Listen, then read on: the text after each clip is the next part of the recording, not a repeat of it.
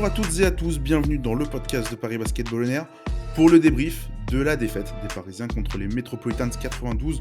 C'était un peu le match événement du mois de décembre dans le basket français. Paris qui recevait donc Victor Wembanyama notamment, mais pas que. Et ça s'est soldé donc par une défaite des Parisiens 71-91. Et donc si vous êtes passé à côté de cette partie dont il ne fallait pas passer à côté, on va vous partir sur un bon petit débrief de ce match. Pour m'accompagner, c'est Antoine qui complète l'audio, un peu comme d'habitude, mais ce n'est pas celui que vous connaissez habituellement. Celui-ci tient le compte de Pro B Actu, vous l'avez peut-être entendu il y a quelques saisons avec nous sur des débriefs de matchs lorsque le Paris Basketball évolue en Pro B. C'est un Antoine. Salut Antoine.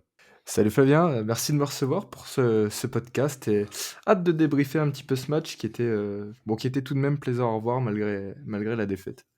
Effectivement, tu l'as dit, plutôt plaisant à voir jouer. On va mettre les pieds dans le plat assez directement. Paris donc qui s'est incliné, je l'ai dit, de 20 points, 71-91. Antoine, on démarre tout de suite. Qu'est-ce que toi tu retiens principalement de cette partie, la victoire des Mets, à Carpentier? Alors j'ai beaucoup aimé, l'énergie, parisienne, notamment sur les phases défensives. On en parlera tout à l'heure, mais le travail sur Victor Wembanyama qui a été, dans un premier temps beaucoup coupé du ballon et puis ensuite, qui a vraiment, pêché dans la dureté physique, de Paris. Donc je vraiment cette intensité qui m'a, vraiment impressionné et puis même, tout le côté athlétique, avec, on a une partie quand même où il y a eu énormément de dunks, énormément de contres, enfin ça s'est vraiment joué dans les airs et un vrai match, plaisant à voir en tant que spectateur, je pense, que beaucoup partagent cet avis. Ouais, effectivement, très spectaculaire, beaucoup de verticalité des 2 côtés. Je voulais on va peut-être partir sur Wembanyama, tu étais parti dessus, autant continuer. Tu l'as dit, beaucoup coupé du ballon, il prend, assez peu de tirs finalement, hein. Il prend, 11 tirs seulement dans la partie, il en met que 4. Il a pas eu beaucoup de lancers, il a fait 5 fautes, alors en défense, il a été excellent, mais en attaque, peut-être un peu forceur. Est-ce que tu trouves que peut-être je sais pas, le plan de jeu, de Paris avait été, spécialement bien conçu. Peut-être on va rappeler aussi que, il a passé peut-être 2 matchs un peu difficiles, récemment, contre Rouen où ça a été une défaite, où il avait été complètement dans le dur, et la défaite contre Monaco, en prolongation là, la semaine dernière. Donc, toi Antoine, qu'est-ce que tu as vu peut-être de spécial un peu sur comment Paris a défendu? Peut-être que Paris aussi avait les armes pour défendre ce Victor Wembanyama? Ouais, je pense que déjà ça s'est joué d'abord sur l'aspect psychologique avec, le fait que tout de suite, Paris soit rentré très dur comme je le disais, avec, notamment je pense à Ismaël Kamagaté sur le début du match, je pense aussi à Amir Sims, sur la fin du match, qui a été très, très actif. C'est d'abord rentré dans la tête de Wembanyama, ce qui est pas facile parce que c'est quand même un joueur qui a la tête sur les épaules, malgré son jeune âge et puis après, c'est dans le combat. C'est, pas lui offrir de panier facile, même quitte à l'envoyer sur la ligne, hein, des lancers plutôt que le laisser marquer 2 points faciles et puis, c'est vraiment aller le provoquer, aller au contact, pas avoir peur du contact. Je pense aussi à quelques tentatives de dunk. Alors il y en a une qui a été réussie par Ismaël Kamagaté qui réussit un petit poster sur Wembanyama, mais je pense aussi à Bégarin. Bon, c'était plus ambitieux, en fin de rencontre, jeune Bégarin qui tente un dunk sur Wembanyama. Ça montre qu'en fait, les Parisiens, ils avaient pas peur, finalement et ils sont un peu, j'ai l'impression, un petit peu rentrés dans la tête de Wembanyama en lui disant: «Bah, c'est pas parce que tu fais, plus de 2,20 m que tu es le prospect, du basket français que tu vas nous faire peur en venant là» et ils sont pas démontés les Parisiens et c'est ça que j'ai bien aimé enfin beaucoup d'adversité et puis pas peur, de Victor Wembanyama plus qu'un autre joueur, quoi et c'est vraiment ça qui a été remarquable. Je sais pas ce que tu en penses? Alors c'est vrai qu'ils ont pas eu peur, mais en fait, ça c'est alors le plan en tout cas a été ficelé pour ça, et a été plutôt bien exécuté dans l'ensemble. Tu as cité Amir Sims, on peut aussi citer, Jeremy Evans qui, est revenu de re a revenu à Paris en tout cas il y a peu, et c'était son troisième match, depuis son retour. Et là, moi, je trouve que c'était ça vraiment, vraiment une très bonne partie, notamment la première mi-temps. Mais c'est justement dans la première mi-temps où je trouvais que Paris avait l'impact qu'il fallait contre Victor, qui a été obligé de prendre les quelques tirs qu'il a pris étaient très difficiles et il en a rentré du coup assez peu. Et dans la globalité, j'ai trouvé la première mi-temps de Paris vraiment excellente dans le thème. Je trouve que c'est ce qu'il fallait faire, mettre beaucoup d'impact physique, les forcer à courir, etc. Et bah, peut-être que l'équipe s'est fatiguée, il y a eu beaucoup de pertes de balles, et je sais que ça, on va revenir après dessus, parce que c'est pour moi l'aspect principal qui fait que Paris a perdu. Mais je trouvais vraiment que Paris s'est un peu changé de fusil d'épaule en deuxième mi-temps, peut-être justement par la fatigue ou par autre chose. Mais en tout cas, je trouve qu'il y a eu vraiment 2 visages assez distincts du côté de Paris pour essayer de faire face à cette équipe de Levallois, de Boulogne-Levallois. Et bah, il y a aussi eu d'autres joueurs, peut-être Antoine, on peut parler du côté de Levallois qui ont été bons, parce que si Victor, lui, n'a pas mis dedans, il y a d'autres joueurs qui ont mis des points. Je pense notamment à Hugo Besson, je pense à Tremont Waters, qui, je trouve, la paire d'arrière a été excellente, par exemple. Ouais, Hugo Besson, il a fait un vrai taf. Il a été présent, vraiment dans le cœur du jeu, plus que, voilà, simplement du shoot ou comme on pourrait le voir dans les stats. Enfin, je dis ça, il prend quand même 11 rebonds, il met 4 passes, donc il a été complet et ça s'est vraiment ressenti dans le jeu. Il prenait la main, toutes les possessions c'est lui qui les remontait. Il était vraiment beaucoup il avait vraiment beaucoup d'impact sur le jeu. Waters, c'est pareil, il a été super vif et il a posé beaucoup de problèmes à la défense parisienne. Combien de fois il se débarrasse de son joueur en 1 contre 1 pour, filer dans la raquette et créer beaucoup de déséquilibre, par sa rapidité. Et puis aussi, j'ai bien aimé aussi l'impact de Steve Oyufat, je sais que tu ne l'as pas forcément cité, mais qui a créé une vraie menace, que ce soit à l'intérieur ou à l'extérieur. Là, sur ce match, il prend 8 shoots, il en réussit 5, dont 2 de loin. C'est 12 points, 5 rebonds. Et puis, c'est surtout une menace qu'on n'attend pas forcément, en fait, quand on nous dit bah, il y a Victor Wembanyama, il y a Hugo Besson, il y a Tremont Waters qui arrive.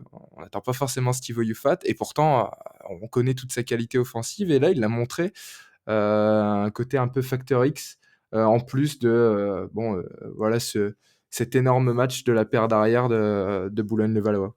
Il y a un match de paire d'arrière qui a été un peu moins en vue. Je pense qu'on peut parler un peu de l'aspect tactique de cette partie, les pertes de balles. Si on fait un peu le calcul, Boulogne-le-Valois est en tête dans toutes les statistiques de cette partie, même s'ils n'ont pas été du tout adroits, hein. Le Valois shoot à 51% à 2 points et 25 à 3 points en tentant 31, donc c'est beaucoup. Sauf que ils ont eu beaucoup de lancers francs. Toutes les statistiques sont en faveur de Loyola, sauf une seule, c'est les pertes de balles qui sont en faveur de Paris, comme beaucoup trop souvent. 19 pertes de balles pour Paris, 7 seulement pour Boulogne-le-Valois. Alors, très grossièrement, si on fait le calcul, il y a quand même 12 possessions de plus qui reviennent dans les mains des Metropolitans. Est-ce que pour toi, Antoine, ça a été le facteur déterminant qui a fait que Paris n'a peut-être jamais pu ou su revenir dans la partie? Parce qu'on va quand même le citer, le Boulogne-Valois a dominé cette partie de la tête et des épaules. Je crois qu'il n'a jamais été mené de la partie, ou s'ils ont été menés, c'était plus un. Mais ils ont décollé en deuxième mi-temps. Est-ce que c'est à cause de ces pertes de balles? Il y a la traction arrière qu'on perd 8 entre juste Wallace et Holman. Ça reprend sur des podcasts précédents, mais c'est un point important, je trouve. Est-ce que toi, tu l'as aussi ressenti comme ça, ce point-là? Ouais, 19 ballons perdus, c'est beaucoup, pour Paris. Alors après, c'est pas non plus de quoi être choquant parce que, bah, Paris perd pas mal de ballons, chaque rencontre, hein. Tu parlais justement de cette action arrière qui en perd 8, du côté parisien. C'est trop, s'il y a pas de quoi, non plus, être choqué par rapport au dernier match. Par contre, du côté de Levallois, perdre seulement 7 ballons, là aussi, enfin, c'est pas normal pour Paris de se dire que l'équipe adverse n'a perdu que 7 ballons. Je trouve il y a peut-être eu un problème là-dessus, c'est-à-dire sur les interceptions, enfin sur les provoquer des balles perdues. Le Valois s'en sort avec 7 balles perdues, seulement un de Hugo Besson, 2 de Waters qui a quand même mangé aussi énormément de ballons. C'est il y a beaucoup, enfin Will Weaver de toute façon en parlait en conférence de presse. Il y a beaucoup de fois où Paris s'est retrouvé à prendre un rebond, à partir en contre-attaque et puis, il y avait 4, 5, 6 secondes passées sur l'horloge et ils perdaient le ballon directement. C'est pas normal, et puis, ça montre alors c'est peut-être des signes de fatigue, mais en tout cas ça montre que, bah, il y a un manque d'attention, un manque, vraiment de peut-être de sérieux, de concentration, qui est flagrant et qui fait que, bah, 12 ballons perdus de différence sur un seul match, c'est quand même énorme et pour moi, ça traduit une grosse partie de l'écart au score, quoi. Ouais, effectivement, c'est que derrière, si tu perds des ballons et que tu n'arrives pas à en voler, parce que si je regarde, c'est 14 interceptions pour Boulogne-le-Valois sur la partie, seulement 2 pour Paris. C'est des statistiques qui sont pas, qui devraient pas être normales en tout cas, surtout que Paris est une équipe qui joue beaucoup de possession. Alors effectivement, tu perds beaucoup de ballons, mais justement, le fait d'augmenter le rythme fait aussi que tu peux accumuler des erreurs du côté, de tes adversaires et là, c'est pas arrivé. Faut dire justement, on a souligné tout à l'heure le boulot d'attraction arrière de Levallois. Ça permet aussi d'avoir un Tremont Waters qui a été, je trouve, qui a été très performant pour faire tourner la balle très proprement, et cetera. Même Victor Wembanyama a eu, des situations de prise à 2, prise à 3, où il a pu, ressortir la balle, pas facilement, je dirais pas ça, mais c'est que les ballons tombent toujours dans les mains des coéquipiers et hem et il y a eu très peu de ballons perdus très moches, au contraire de Paris, ou même sur des contre-attaques, sur du 2 contre 1, le ballon arrive à être perdu sur des erreurs d'inattention, peut-être que tu je sais pas, sur une contre-attaque, tu penses que l'action est quasiment finie sur du 2 contre 1, mais c'est jamais le cas et au final, Paris, bah, laisse plus de chance, tout simplement, à Boulogne-le-Valois de prendre le large et ça a été le cas et même sur les lancers francs, bon, ça revient à tous les matchs. Paris est une très mauvaise équipe au lancer franc. Ils ont encore fait 7 sur 14 au lancer, mais que 14 tentatives quand il y en a 21 pour le Valois et ils en ont réussi 17. Donc dans la globalité, en fait, évidemment, les pertes de balles, 19, c'est un peu au-dessus de la moyenne de Paris depuis le début de la saison, mais en tout cas, vu le nombre de possessions qui sont jouées, c'est pas anormal.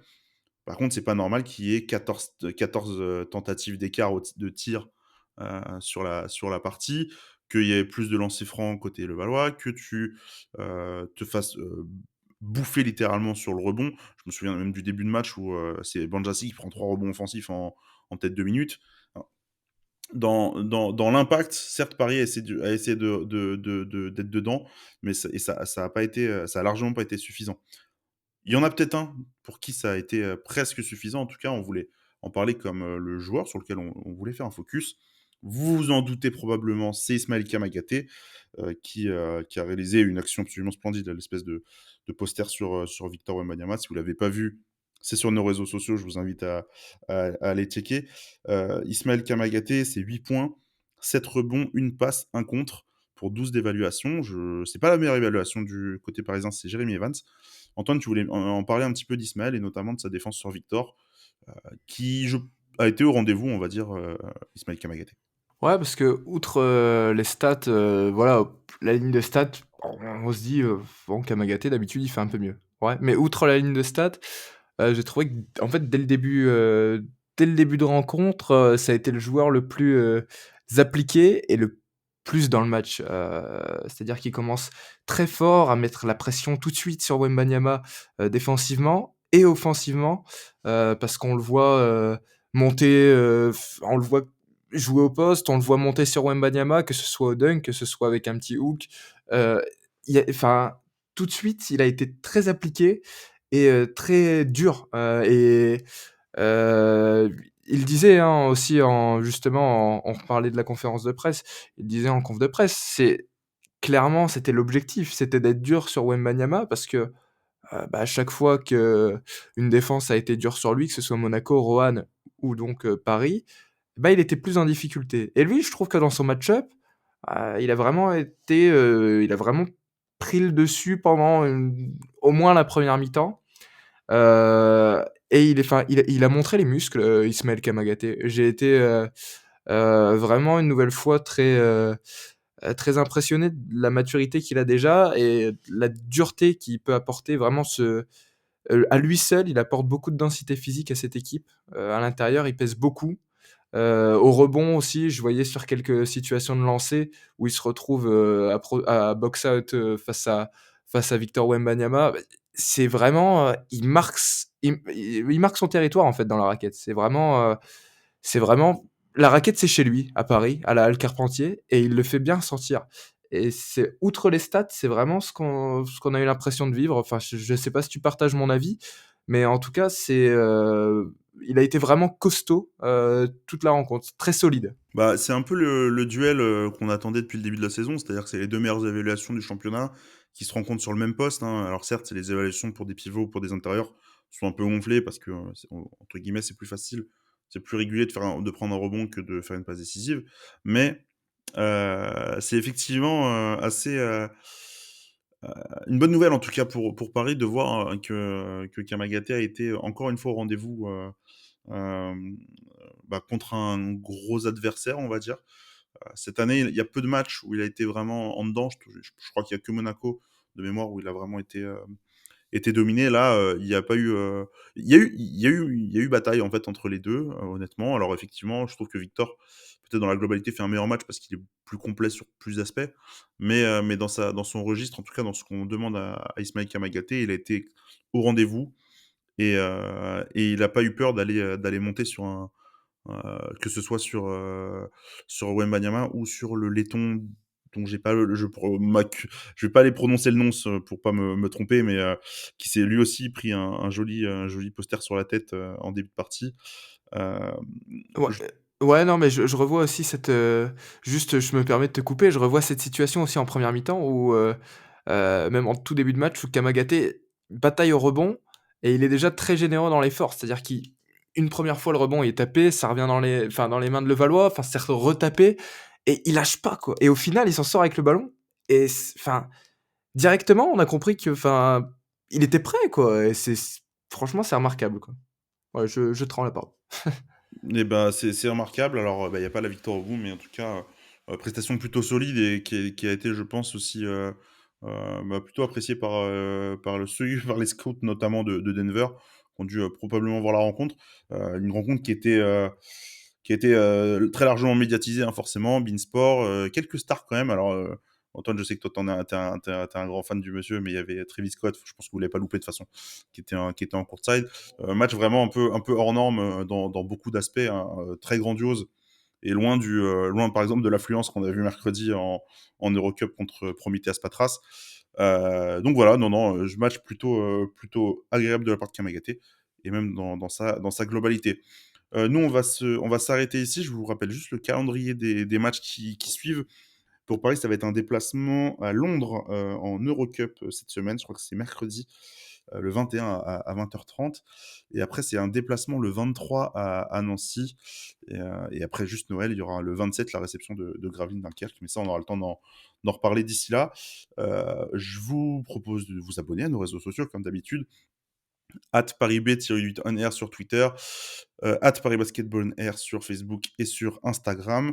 Mais n'hésitez pas à liker le podcast, à le partager, à vous abonner sur les plateformes, où vous écoutez l'émission pour aussi le faire découvrir à d'autres personnes. Nous, du coup, on va se retrouver pas pour le match de Londres, il y aura un débrief Eurocup qui interviendra juste à la fin de l'année, mais ce sera pour le déplacement à Nancy et bien sur ce, bah, je vous dis donc à la semaine prochaine. Merci à tous de nous écouter. Merci Antoine et à bientôt. Merci Flavien, salut.